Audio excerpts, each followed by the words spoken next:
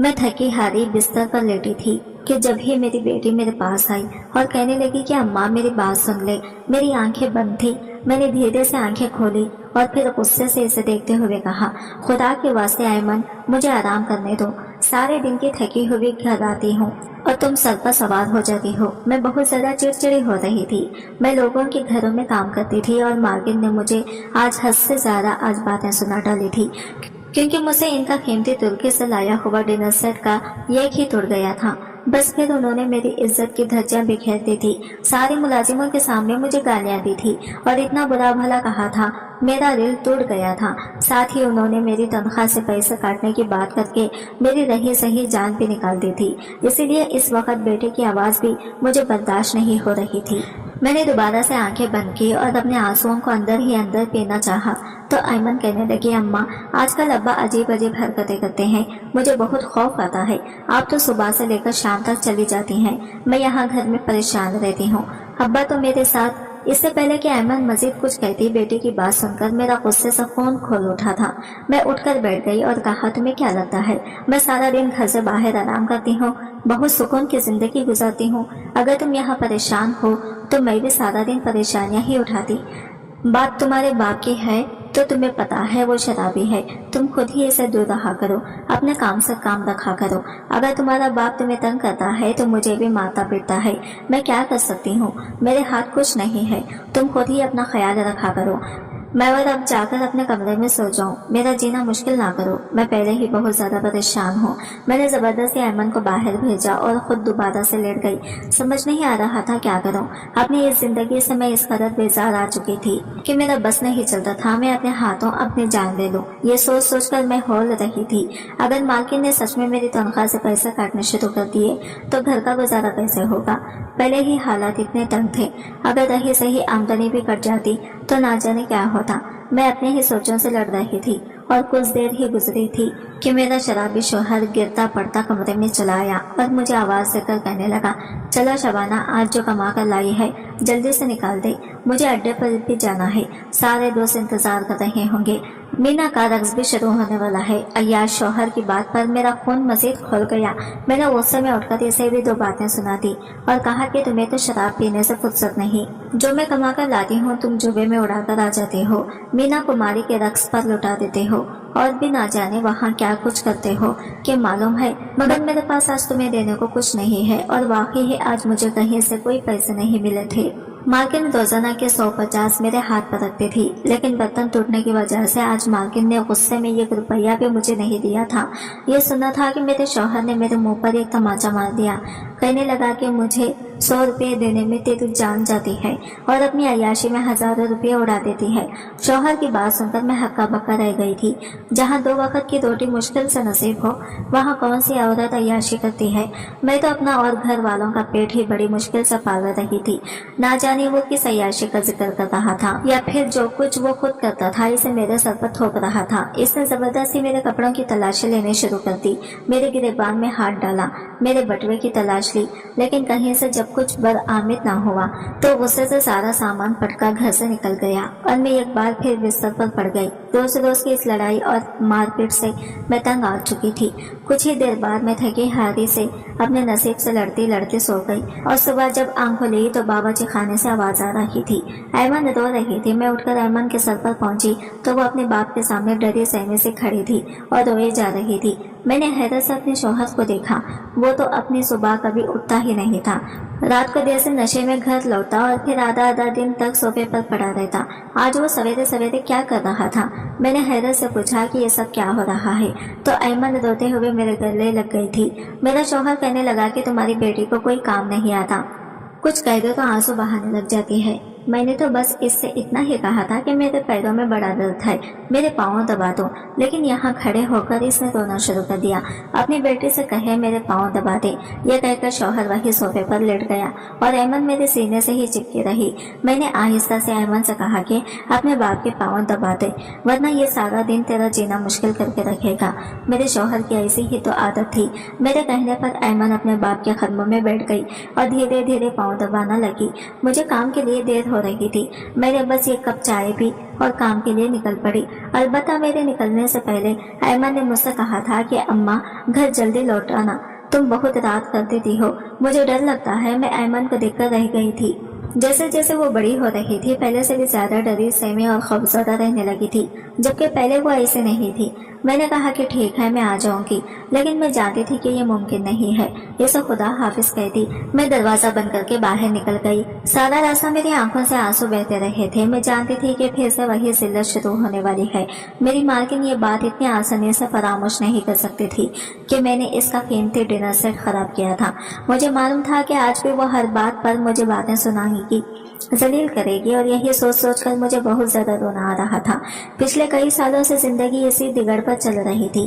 दरअसल जब तक मेरे वालिदैन हयात थे तो सब कुछ बहुत अच्छा था। मेरे वालिदैन ने मेरी शादी बहुत ही अच्छे घराने में की थी। मैं अपने घर में बहुत ज्यादा खुश थी। फिर अल्लाह ने मेरी गोद में ऐमन जैसी खुशी डाली तो दुनिया पूरी तरह ही मुकम्मल हो गई। लेकिन कहते हैं ना कि लोगों की नजर अच्छे अच्छों को खा जाती है। मुझे और मेरे शौहर के रिश्ते को भी ऐसी ही नजर लगी थी।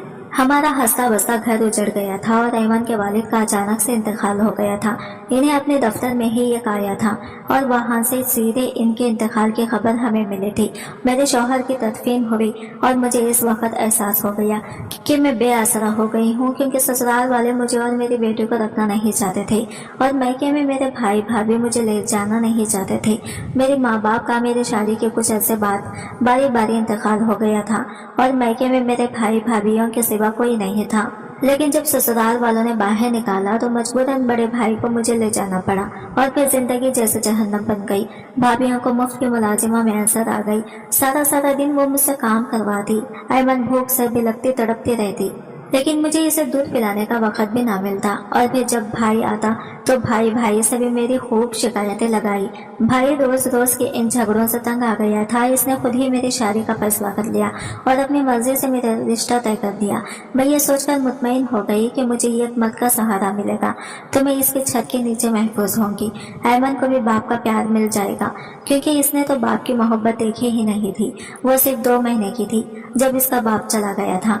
लेकिन निकाह के बाद जब ऐमन को गोद में उठाए मेरी रुखसती हुई तो मुझे पता चला कि मेरे भाई ने मुझसे दोगुनी उम्र के एक शराबी मर्द से मेरी शादी की है। शादी की रात वो नशे की हालत में कमरे में आया और ऐमन को मेरी गोद से लेकर कमरे से बाहर डालकर कमरे को घुंडी लगा दी और कहने लगा कि सुहाग रात में तेरे बच्चे का क्या काम है।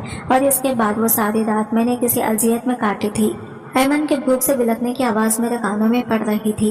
वो सिर्फ 9 महीने की थी। एक 9 महीने की बच्चे सारी रात बगैर दूध से कैसे गुजार सकती थी। जब मेरा शौहर मुझे इस्तेमाल करने के बाद नशे में बेहोश होकर पड़ गया तब मैं ऐमन को वापस कमरे में लाई थी और फिर सारी रात इसे सीने से लगा कर रखा था। कुछ दिन ऐसे ही गुजरे और फिर मेरे शौहर ने अपनी नौकरी छोड़ दी। ना जाने इसने नौकरी छोड़ी थी या फिर इसे निकाला गया था, लेकिन इस दिन से इसने कमाने की जिम्मेदारी भी मेरे कंधे पर डाल दी और खुद पूरी तरह नशे की लत में मुब्तला हो गया। मेरे पास कोई डिग्री नहीं थी, इसलिए मैं घरों में कामकाज करने लगी। ऐमन को भी शुरू में अपने साथ रखती, लेकिन जैसे ही ऐमन ने जवान होना शुरू किया तो मुझे एहसास हुआ कि लोगों की बुरी नजर मेरे खूबसूरत गुड़िया पर पड़ने लगी है। और फिर 10 साल ऐमन को मैंने घर में ही छोड़ना शुरू कर दिया। इसका बाप जैसा भी था इसके साथ ज्यादा बुरा नहीं था। वो ऐमन का ख्याल रख लिया करता था और फिर वो अपने बाप के साथ महफूज भी थी।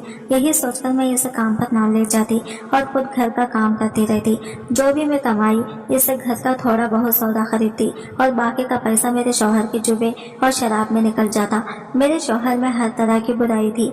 वो शराब भी पीता, जुआ भी खेलता और शायद ज़ादी भी करता, मगर मेरे पास इसके साथ निभाने के सिवा कोई चारा नहीं था, क्योंकि मैं इसकी दी हुई छत के नीचे रहती थी। इसलिए बस मैं जिंदगी की गाड़ी को इसी तरह घसीट रही थी। लेकिन पिछले कुछ दिनों से ऐमन मुझे बहुत ज्यादा परेशान कर रही थी। इसका बस चलता तो वो मुझे काम पर भी ना जाने देती। हर वक्त इसे अपने बाप की शिकायतें लगाती तो दूसरी तरफ मेरा शौहर मुझे पैसों के लिए तंग कर रहा था। इसकी डिमांड बढ़ती ही जा रही थी और इन्हीं हालात से अब मैं इस कदर तंग आ चुकी थी कि मेरे लिए ये एक पल अजाब बन गया था। मेरा बस चलता तो मैं अपनी जिंदगी खत्म कर लेती, लेकिन मैं तन्हा नहीं थी। मेरे साथ ऐमन जुड़ी हुई थी और जब तक इसका मुस्तकबिल में महफूज ना कर देती अपने साथ कुछ भी बुरा नहीं कर सकती थी। इन्हीं सब सोचों में गुम मैं बंगले पर पहुंची तो मेरी उम्मीद के मुताबिक मालकिन का मिजाज खराब था। सारा दिन वो बात पे बात मुझे जलील करती रही और फिर मैं वहां से दूसरे और तीसरे घर चली गई।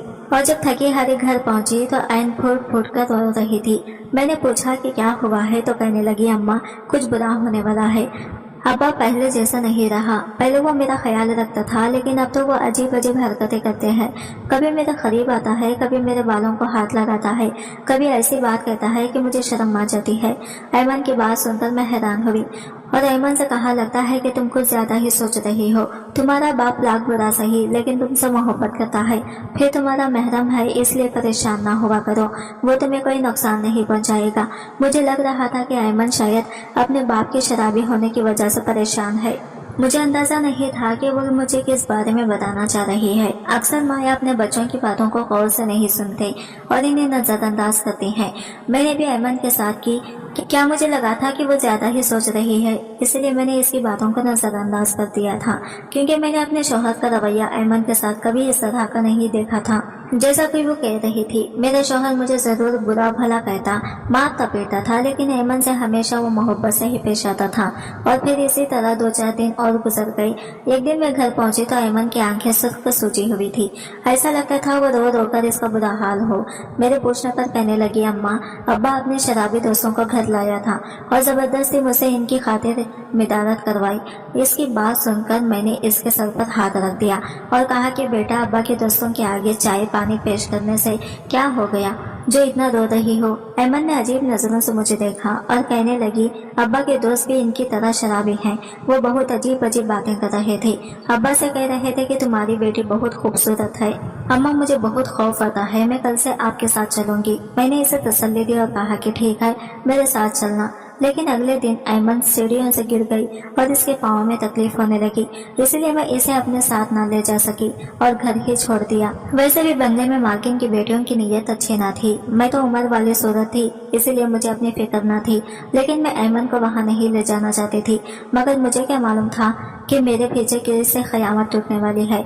मैं जो अपनी बेटी को दुनिया की गलीज़ नजरों से बचाना चाहती थी, वो अपने ही घर में अपने बाप की गलीज़ नजरों का शिकार हो गई थी। इस रात जब मैं थकी हारी घर पहुंची तो ऐमन मुझे कहीं नजर न आई। मैंने फौरन अपने शौहर से ऐमन का पूछा तो वो कहने लगा कि अब ऐमन तेरी कुछ नहीं लगती, वो अपने कमरे में आराम कर रही है। शौहर की बात मुझे समझ न आई। मैं हैरत से इनकी तरफ देखने लगी। मुझे लगा कि वो नशे में है, शायद इसीलिए अजीबोगरीब बातें कर रहा है। मैं उठकर ऐमन के पास जाने लगी तो इसने मेरा हाथ पकड़ लिया और कहने लगा, ऐमन अब मेरी बीवी है और तेरा इसके साथ कोई ताल्लुक नहीं। शौहर की बात सुनकर मैं हक्का बक्का रह गई। मैंने इसे गिरबान से पकड़ लिया और कहा कि होश में हो, ऐमन तुम्हारी बेटी है, बीवी नहीं। वो एक मासूम से 10 साल की बच्ची है। इसके सामने कोई ऐसी वैसी हरकत ना करना कि जिससे इसका ज़हन मुतासिर हो। मेरी बात सुनकर वो जोर से हंसा और कहने लगा कि ऐमन मेरी बेटी नहीं है, वो तुम्हारी बेटी है। तुम इसे अपने साथ लाई थी। मैंने तो इसे निकाह किया है और सुहागरात भी मना चुका हूँ। ये कहकर वो सोफे पर भी ढेर हो गया, क्योंकि नशे से इसकी हालत खराब हो रही थी। लेकिन इसके लफ्जों ने मेरी जान निकाल दी थी। मैं तेजी से ऐमन के कमरे की तरफ भागी और अंदर दाखिल होते ही मेरे होश उड़ गए, क्योंकि मेरी बच्ची नीम बराना हालत में पड़ी थी और इसके वजूद पर जख्मों के निशानात इसकी बर्बादी को बयान कर रहे थे। मुझे देखते ही वो मेरे गले लगकर फूट फूट कर रोने लगी और कहने लगी, अम्मा मैंने आपसे कहा था ना कि कुछ बुरा होने वाला है। देखें अब्बा ने मेरे साथ क्या किया है। अब्बा ने जबरदस्ती मुझे सुर्ख जोड़ा पहनाया और कहने लगे कि अब से तुम मेरी बीवी हो, मैं तुम्हारा बाप नहीं हूँ, तुम किसी और की बेटी हो, मेरी नहीं। और फिर अब्बा ने मेरे साथ जबरदस्ती की वो रोते हुए बताने लगी। जिस दिन अब्बा के शराबी दोस्त आए थे, इस दिन उन्होंने ही अब्बा से कहा था कि मैं जवान हूँ और खूबसूरत हो रही हूँ। अब्बा क्यों बूढ़ी बीवी के साथ गुजारा कर रहे हैं जब घर भी इतनी खूबसूरत लड़की है। और इनके कहने पर ही अब्बा ने मेरे साथ ये सब कुछ किया है। मैं आपको यही बात बताना चाहती थी, लेकिन आपने मेरी कोई बात न सुनी। वो फूट फूट कर रो रही थी, मैं भी रोने लगी थी। मेरी गफलत ने इसे तबाही के इस मोटर पर लाकर खड़ा कर दिया था। वो अपनी इज्जत गंवा बैठी थी। काश के मैं पहले ही इसकी बात सुन लेती, हालत को भांप लेती, तो आज ये सब कुछ ना होता। मैं ऐमन को अपने कमरे में ले आई, इसे अपने साथ ही लिटा दिया और ऐसे ही सारी रात गुजर गई। नींद मेरी आंखों से उड़ चुकी थी। समझ नहीं आ रहा था कि अब आगे क्या होगा। सुबह के वक्त मेरे शौहर को होश आया। वो कमरे में आया तो कहने लगा, तुम कमरे से बाहर जाओ। वो मुझे ही कमरे से निकालने की बात कर रहा था। मैंने गुस्से में कहा कि मैं क्यों जाऊं, मैं अपनी बेटी को अब तेरे सामने नहीं छोड़ूंगी। वो कहने लगा, मैं अपनी बीवी के साथ रहना चाहता हूँ। इसका इशारा ऐमन की तरफ था। मैंने उठकर हिस्से में इसे गिरेबान से पकड़ा और कहा कि ऐमन तुम्हारी बीवी नहीं है बल्कि बेटी है और तुम्हें यह बात समझनी होगी। कोई बाप अपनी बेटी के साथ ऐसे कैसे कर सकता है? लेकिन मेरा शौहर तो पूरी तरह ही शैतान के शिकंजे में फंस चुका था। इसने मुझे 2 थप्पड़ मारे, कमरे से बाहर फेंका और कहने लगा कि अगर तू इस छत के नीचे रहना चाहती है तो अपनी जबान बंद रख और कमा कर ला। तुझ जैसी बूढ़ी के साथ मुझे क्या खुशी मिलती है। मैं ऐमन जैसे जवान लड़के के साथ ही रहूंगा। और फिर इसने जबरदस्ती मुझे कमरे से बाहर निकालकर दरवाजा अंदर से बंद कर लिया और फिर से ऐमन के साथ ज्यादती करने लगा। ऐमन जो मेरी मौजूदगी में खुद को महफूज तस्वुर करके सो चुकी थी, इसने चीखों से सारा घर गूंज रहा था और मैं दरवाजा पीटे चली जा रही थी। अंदर से ऐमन की आवाज आ रही थी। वो बार बार अपने अल्लाह को पुकार रही थी और फिर इसने चीख कर कहा था कि या अल्लाह, मेरे इस जुल्म का हिसाब तो जरूर लेना। इसके बाद ऐमन की कोई आवाज नहीं आई थी। मैं दरवाजा पीट कर थक चुकी थी और फिर मेरे शराबी शौहर ने जब दरवाजा खोला तो अंदर के मंजर ने मेरी रूह खींच ली। ऐमन जमीन पर बेजान वजूद लिए पड़ी थी। मैंने जाकर इसे हिलाना चाहा तो मुझे अंदाजा हुआ कि वो अपने बाप का जुल्म बर्दाश्त न कर सकी है और इस दुनिया से चली गई है। मेरा कलीजा छलनी हो गया था। मेरी इकलौती बेटी हमेशा के लिए मुझे छोड़कर जा चुकी थी। मैंने अपने शौहर को मारना पीटना शुरू कर दिया था, लेकिन वो इस कदर नशे में था कि अब भी इसे कुछ महसूस नहीं हो रहा था। वो करता पड़ता घर से बाहर चला गया था। मेरा दिल जानता था कि मुझ पर कैसे कयामत गुजरी है। बड़ी मुश्किल से मैंने पास पड़ोस वालों को बुलाया था, ऐमन की तदफीन करवाई थी। हर कोई मेरे शौहर पर थू थू कर रहा था तो कोई मेरी लापरवाही पर मुझे ही कोस रहा था।